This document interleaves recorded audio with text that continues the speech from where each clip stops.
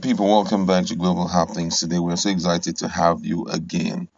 Peter Obi took out time during his interview to hit back at Kwankwaso over the issue of ethnicity and religious reasons why Peter Obi cannot be voted for in the northern part of the country. And he now made them to understand the consequences of ethnicity, promotion of ethnicity and religious reasons in Nigeria.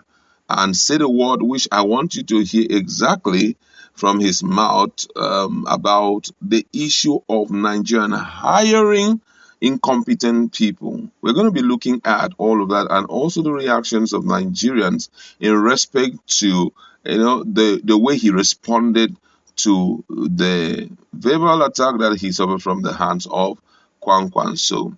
Now, according to the news, Mr. Peter Obi, the Labour Party presidential candidate, has responded to his new Nigeria People Party counterpart, Rabiu Kwankwaso, over his statement that Northerners will not vote for any presidential aspirant from the Southeast.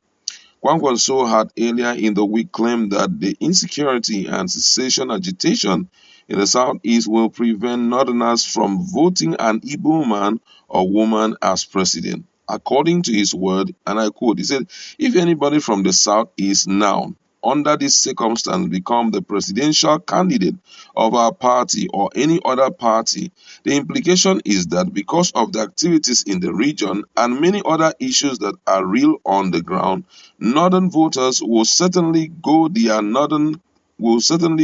their northern candidate in any party.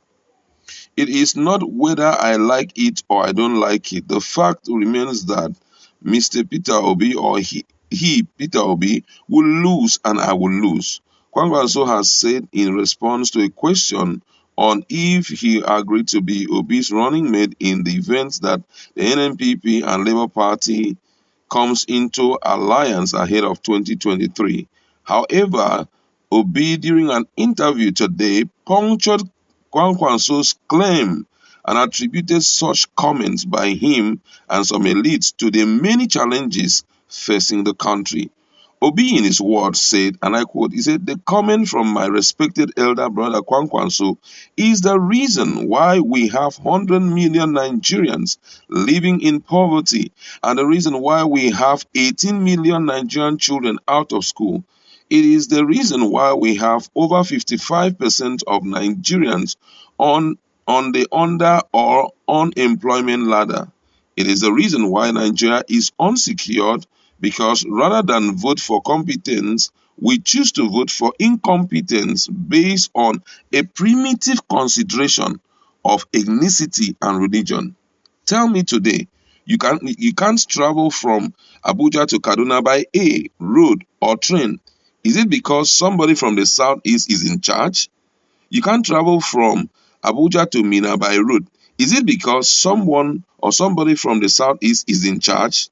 Yesterday, we had an attack on the president's presidential convoy in Katsina State. Is it because somebody from the southeast is in charge? Show me where you can buy food cheaper. You have uninterrupted electricity or where people are prospering in the north because northerners are in power, in the southwest because they are in power, or in the southeast. What we have chosen to do in this country is to consistently hire vehicle drivers to fly the Nigerian airplane instead of hiring qualified pilots. My commitment is let us campaign and deal with issues of the problem of this country. I'm going to take that again for emphasis. He said, what we have chosen to do in this country is consistently hiring vehicle drivers to fly the Nigerian airplane instead of hiring qualified pilots. My commitment is let us campaign and deal with issues of the problem of the country. Oh my God, this is a perfect reply to all these issues of ethnicity and competence. And that's why I want to use this opportunity to appeal to those who are in the support team of the presidential aspirant of Labour Party, Peter Obi, to do all they can to ensure that these kind of interviews, when it is carried out, they take out time to, interpret it in Hausa language and ensure that it is spread to nooks and crannies of the northern part of the country, so that from there, I think that it will go an extra mile to correct our mindset, because I think there's something they tell these people, and that thing has kept them under and put them in prison for as long as now, just like Peter Obi, what he has rightly told Nigerians. All the things that are happening in the country. You say you do not want a man from this particular tribe to rule over you, irrespective of his academic ability, irrespective of his track record, irrespective of his experience, irrespective of his manifesto and all of that. You do not want him to rule over you. Now, the big question is the things that are happening in your domain. The news that we keep hearing every day, that 90 people were killed in Zamfara State a week ago, 45 people were killed in Niger State, and how our policemen were taken out in Shiroro and all of that, how expatriates who came in to work in Nigeria were kidnapped and all of that. Is that caused by a southeasterner, like he had rightly said? Is it caused by a southwesterner? Is caused by bad leadership. It's important for us to know this truth, that there's something called leadership. And whenever you bring in wrong leadership, irrespective of the fact that whether the person is from your village, whether it is from your town, whether it's from your neighborhood, in as much as the person is incompetent, even you yourself, you will suffer the things that he is unable to fix in that particular environment. We have watched on a daily basis a lot of horrible things happening in the north. If it was a case of anytime our own man is on top, is the boss, we see money, we even pluck money from the trees. We find our land turned out to be like Dubai. We enjoy access road, and we have also perfect security. We have constant electricity. We do not even have bandits around us. That is the reason why we do not want any stranger to come in. That would have been something understandable. Someone would say, well, anytime they're on board, they ensure they fix, themselves and all of that. But that's not the situation here. Today, as we're talking, the leadership is in the hand of the Northerners, and all manner of things are happening.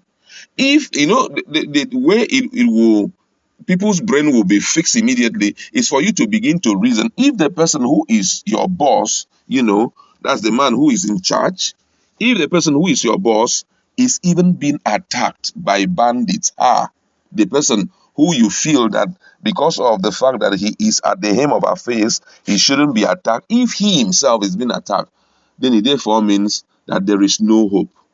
Wisdom demands that even if the Senate will not do what they are supposed to do, we should wait for 2023 and elect a man who is competent enough, because if that man is able to conquer the problem of insecurity, all of us will be in our respective houses enjoying.